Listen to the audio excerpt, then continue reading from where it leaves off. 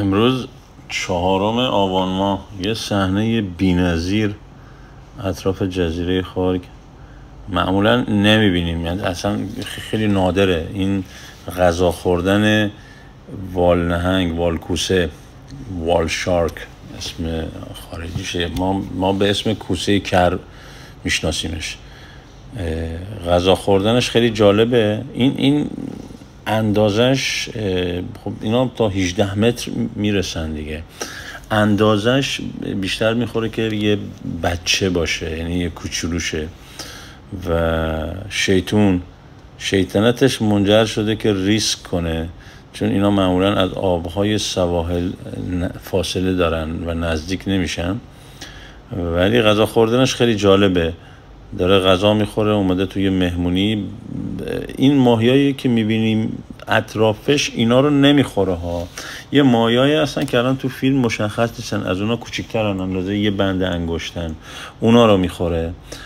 و خب غذای اصلیش پلانکتونه دیگه، حالا همونا هم بزرگ به حساب بیان براش، ولی معمولا رژیم غذاییش اینجوریه که خب دهنش دندون خاصی نداره و باز میکنه و میخوره. ما تو این چند وقته هرچی از اینا دیدیم، فیلم دیدیم که وایرال شده بود، این بود که ملت سوارشون شده بودن.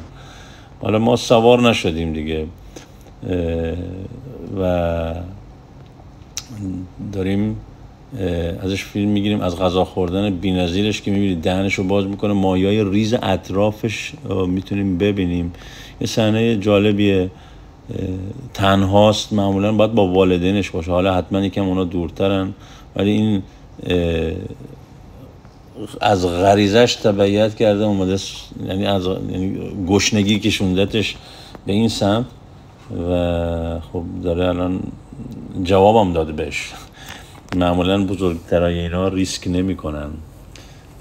این فاصله نزدیک با خارگ، نزدیک جزیره خارگ، نزدیک اسکله گوگردی.